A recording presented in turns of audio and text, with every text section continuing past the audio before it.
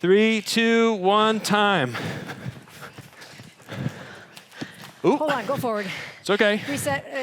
Hold on. Oh, I'm hitting you? Yeah, there you go. Here we go. Is it? Oh no, we're hitting each other. Hey there, Coach Chris here in the Criticalbench compound with my good friend, Dr. Boz. Part 3, go back, watch our first 2 videos talking about metabolic workouts and what it's doing to our blood glucose, right? What else? Watching what it's doing to our heart rate. And like how well we're moving the good sugar around. Meaning when you store sugar and then you circulate it to do what you're supposed to do, which is to use it, you can see it mobilize after a workout. So this will be our 3rd one. Yes, so the first one, and again, go back and watch these. I mean, you can watch them all kind of out of order, doesn't matter. The information's fantastic in all of them. Different workouts. The first workout was pull-ups, push-ups, and kettlebell swings, largely a lot of upper body.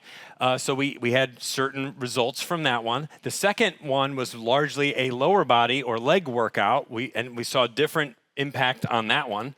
And then this one's going to be a little bit more of a cardiorespiratory routine. Right. We're doing jump rope, we're doing jump squats, and we're doing skater hops. So a little bit more, get the heart rate pumping, less resistance. We had a wardrobe change in the meantime. We did have a wardrobe. We were getting a little bit juicy. I like this. So this is your new shirt. I survived the Sardine challenge. Now, I've heard something about this. Tell me more about it. So, if you Google sardines and you click on videos, it's all of our videos that come up now.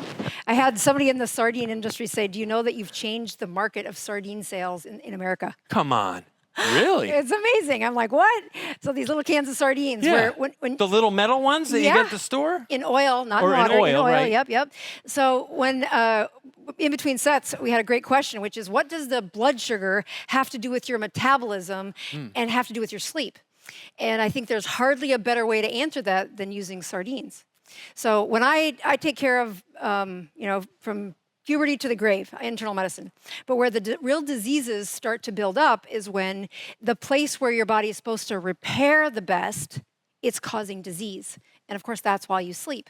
If you want to check somebody's metabolism, the best time to do it is when they're not mucking it up with emotional problem, like, oh, I'm stressed out, I'm at work, or somebody just called, or, living your high-paced life, or that the food they thought that was clean suddenly has some, something in it that makes their blood sugars go up. Anyway, they mess it up in their life. But when they're sleeping, and it's all up to their subconscious to like regulate their heart rate and do what they're supposed to do, you can really see, is your body healing, or is it continuing to smolder, or is it getting worse? And one of the best things to look at strong metabolic health is to look at their blood sugars and how well the blood sugar has been emptied for all the extra that you put in it the previous day. Yes. That's usually a baseline somewhere between around 70. 65 to 80 is about what I like to see good, healthy blood sugars. When you wake up in the morning on a fasted 8 to 10 hour period or whatever. And in order to sustain that in most people, they have a ketone production that's happening at the same time.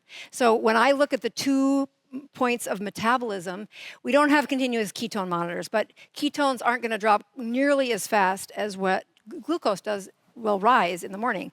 So first thing in the morning, if you've got your CGM on, that continuous glucose monitor, you can see what it did throughout the night, and it should steadily be going down. You're using the storage. It should be getting into that 65 to 80 range, and it should hold.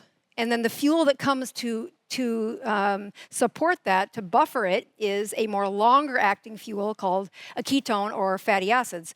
And it's like when you're maintaining a campfire. If all you're using is the kindling, there's a lot of noise going on in that body, and there's a lot of trash. Yeah. There's a lot of debris that comes from just burning glucose. What you want happening to that fire is a log. And even if you put that debris on there, the trash will happen, but that deep, solid heat doesn't hardly move. Right. And when you can sustain energy through fat metabolism, especially while you're sleeping, the world of problems that bring you to my clinic, they dwindle. You repair them while you're sleeping. So when we see some of the worst metabolic diseases, they don't know that they're not sleeping well. One of my favorites is they'll wear a continuous glucose monitor, and they'll look the first couple of nights, and their sugars are doing this, a kind of a sine wave of blood sugars. And they're like, what's going on there? and you're like, you have sleep apnea. Ah. When you're not breathing, Yeah. there's this stress response Yes, right. saying, put sugar out, put sugar out, put sugar out, and the sugars will go up, and then they'll usually wake up, and then they breathe for a while, and then the sugars will go back down, and then they hold their breath, hold their breath, hold their breath, hold their breath, and then they wake up, and then the sugars will go back down, and they have a sine wave all night long. Yeah, so that metabolism, I mean, when you look at untreated sleep apnea, for every year of untreated sleep apnea, it's 3 years of memory that we can't undo. More common in men than in women, sleep apnea? You know, I would love, from what you, because I know it's been a growing, I mean, we've learned a lot more about it in the last couple decades, right? It wasn't. Well, neck size is really important. So men's neck size is much higher, and their muscle mass, they're just built more sturdy. That neck size is a human number, not just a male, female. So the men will cross over it quicker. Gotcha. But you can't believe the number of women. I mean, when people say, I lost weight and my ring fits better. You say, yes, there was fat in your finger. And so they don't think about all the fat that goes into your neck and your tongue and your pharynx and how that collapses when you're in that state of subconscious sleep. Yeah. So anyway, you can diagnose sleep apnea with a CGM. That's crazy. So again, the CGM. Oh, shoot. Oh. Oh, No, dang. hey, it's Circle all right. back. Squirrel. So how's it relate to the sardines? Yeah. So All right, so when I'm trying to help somebody, one of the first things I have them do is they can't fast. And in fact, fasting for them, 0 calories for like up to 72 hours, they don't have the metabolism for that. They're not in good enough shape. So we said, all right, here's the new rule. This 72-hour challenge starts with the first bite of sardines, and it ends 72 hours later with the last can of sardines. So unlike fasting where people say, I just got done eating and I'm gonna start the timer. This one doesn't start until you swallow the first bite of sardines. So you open up the can, mash it up. You can put on mustard, salt, pepper. That's about it, because I've seen people put in a salad of avocado dressing and like, no, we're eating sardines. That's what this challenge is. And really it's this high protein, whole food, high fat,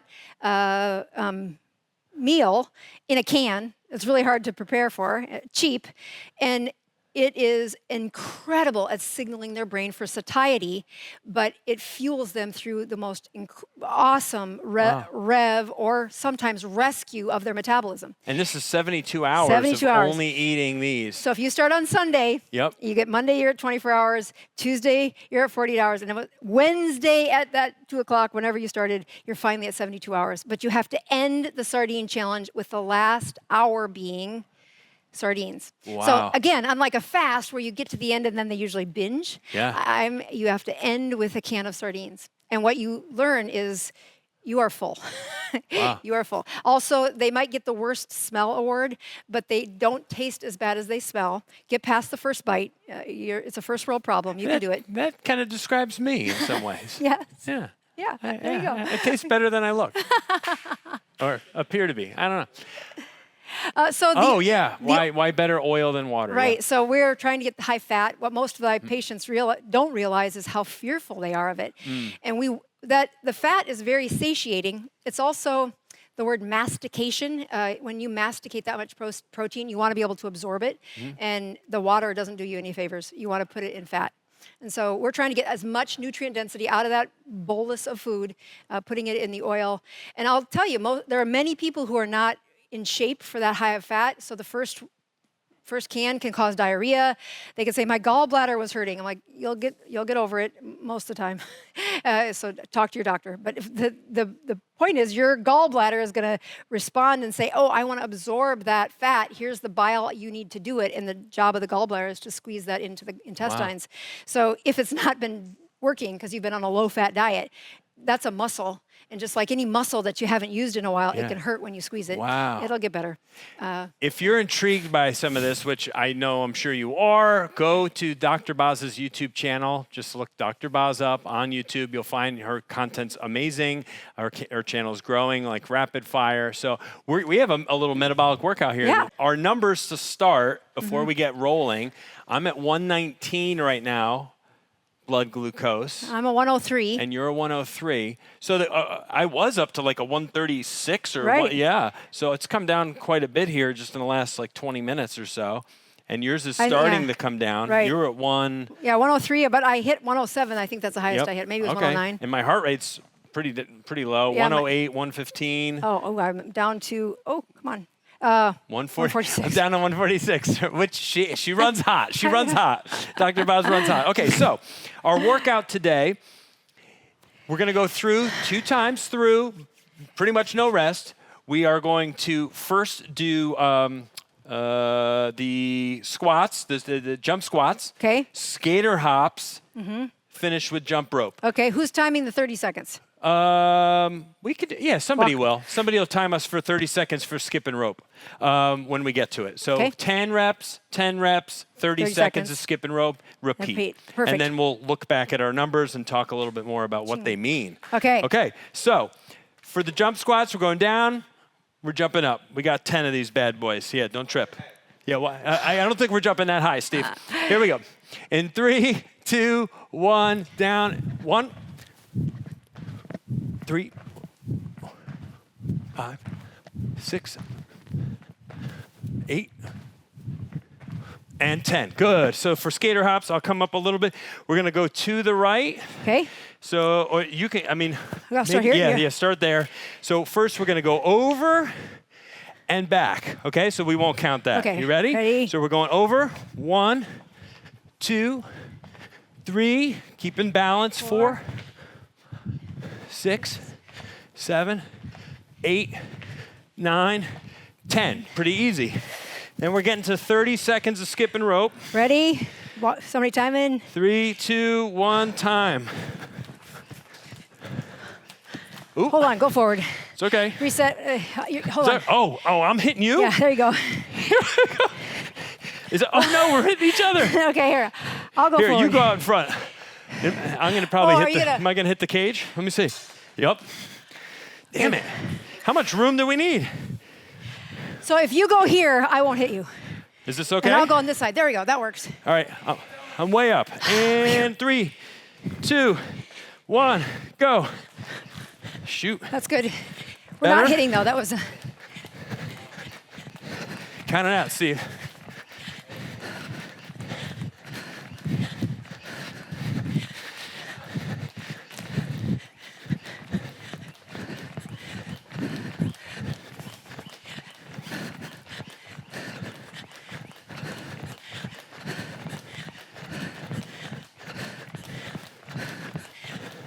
Is that about 30? Okay. Cool. All right, good. All right, good. All right. And then, Now that we know where we need to yeah, I got it, stand right? for that, you ready? Here we go. Down. 1, 2, 4, 7, 9, 10. Burn, baby, burn. Feeling the legs, right? Yeah. Okay. And here we go. 3. Oh, balance. 8. Okay. Awesome. Good deal. Yeah. Okay, final 30. Final 30. And here we go.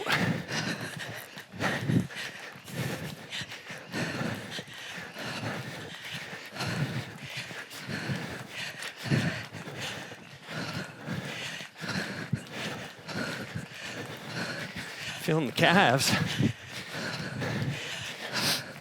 Ooh. Sorry. Lose my focus. We there? Almost. Okay. Good. All right. Not bad. Woo! Well, definitely get the heart rate up. No kidding. 176. 157, 159.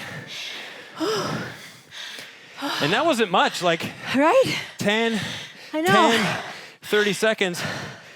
So 159 looks like it was my high. Your heart rate? It just back down to 157. Back to 170. 159. Yours Yeah. was at what? 177. 177? Yeah. That's real. It is real. What were you at the I'm beginning? back. I'm back up to 127. I was going down. What was that? And nothing like cardio to mobilize glucose. How do heart. I look at what it's been? Oh, just drag. You just drag? Oh, there it is. And then you can see it right there. Yeah, it was 139 at one point. Oh, wow. Look at that. Yeah, 30 minutes ago. Yeah. So we'll see.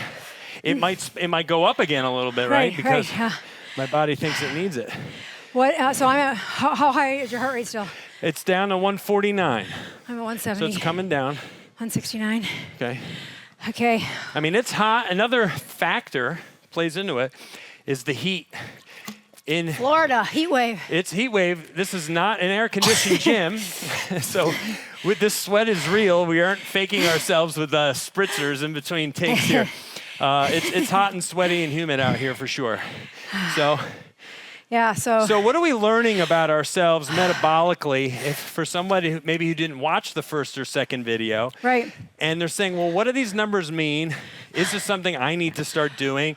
Do I need to be paying attention to this? You know, what should my numbers be doing while I'm training?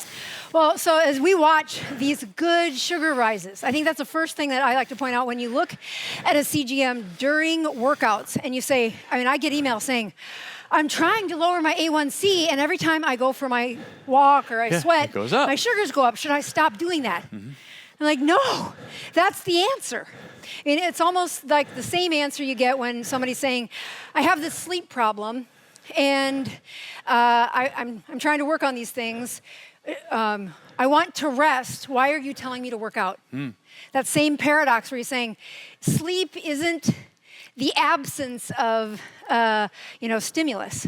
Sleep is rest or recovery. Yes. If you want the best rest recovery, you need to peak your metabolism. That's you need right. to use it. That's right. You will sleep better when you're more active, right? Right, absolutely. So that's like the whole concept behind hormesis, where hormones that smolder are the most diseased. Right. Hormones that peak and valley. Yes. So when you're looking at somebody who's got a high cortisol state, or one of my least favorite terms, adrenal fatigue. Boy, that's been used a lot over the years. Yes, I get twitchy. Meaning, my cortisol's too high. I'm like, so raise it. And they're like, you're not listening to me. I'm like, I am. You need to peak to have a valley.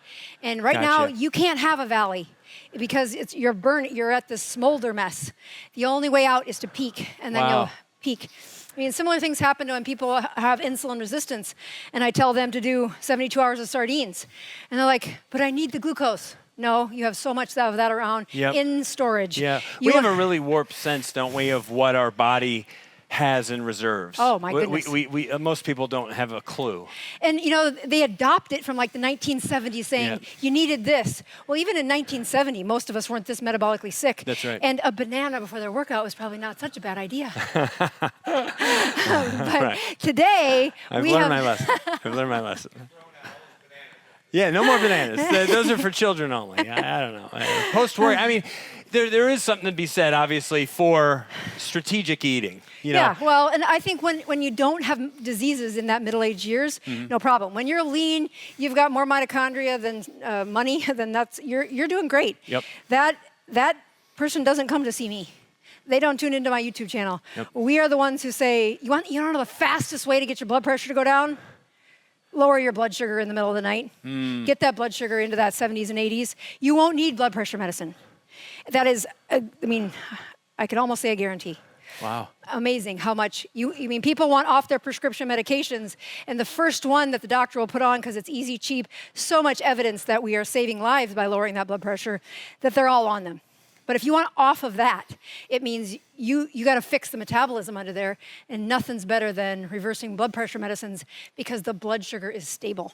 Wow. And if there's one thing to point out, like we've done this workout. Yeah. I've done, I haven't eaten since yesterday at about this time, and my body's ability to deliver sugar is not hurting. No, I mean, you're 104.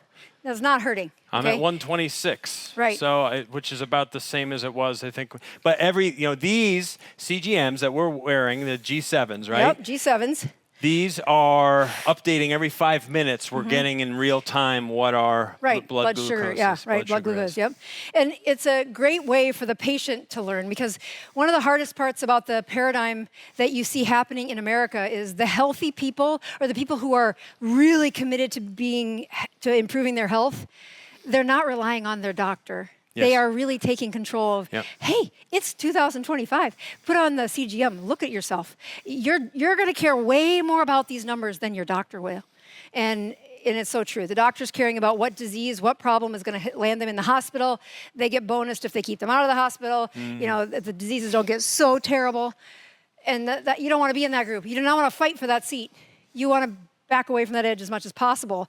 And when you use things like a continuous glucose monitor, you know, a home blood pressure check, this is, I can teach a 5th grader how to do it. Yes. I mean, when I go to... if I can do it. Right, everybody. Everybody can do it. It's really easy. And it is powerful how much you learn about you. The next time you don't sleep, and you say, gosh, I just couldn't sleep well. You know, workout keeps you awake, a little bit of too much pain, whatever, something easy, something that you would brush off normally as meh.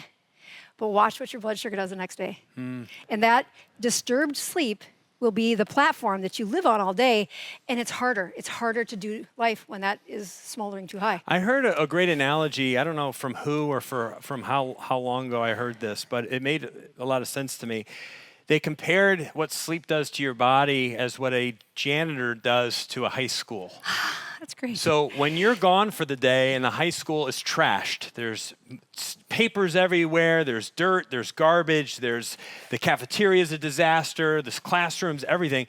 What happens? Well, the custodians come in and they work diligently for hours and hours and hours. And what do? They sweep the floors and they shine things up and they throw out the garbage. So the next day when you come into school, you're starting fresh. You're starting from a good point. And that's what a good night of sleep does for us. So let me take that analogy even further, because the first thing that janitor does when he comes in is pick up the easy stuff. Yes. The trash, throw out the trash, sweep off the things. But the final steps, that shiny part that's really beautiful, he saves that for the last couple of hours before, where everything else is done. Yep. And I contend that is that 5th, 6th, and 7th hour of sleep is when the shiny stuff happens. Wow. The part that says, are you going to have dementia? I don't know. Out of the last 10 years, how many nights did you get to the 5th, 6th, and 7th hour of cleanup? Wow. That's a great analogy. Wow, that's great. Yeah, it stuck with me because it just made a lot of sense, and I like analogies. Amen. I think Jared and Steve can attest to that. We do analogies. So we did our numbers. We've shown everybody a couple of times what we're at. So we're still at about where we were. It hasn't changed. You're 104. I'm 126. Our heart rates are. I'm down to 119. What are you at for your heart rate? Oh, heart rate, yeah. And my 153. 153, which you run. You're always ready to roll. So this is really good. Oh, show Jared on the watches. Oh, so sorry. Oh, you didn't get the number? Jared. Oh my gosh. Well, the best part is we're going to go record a podcast. Yeah, and we get are. to see what our sugars do over the next hour. That'll be really interesting as we talk through that. You got that, buddy? Yeah, we got. Well, we have. Yeah, and mine just dropped to 120. Attaboy. So it just went back down. So Yeah.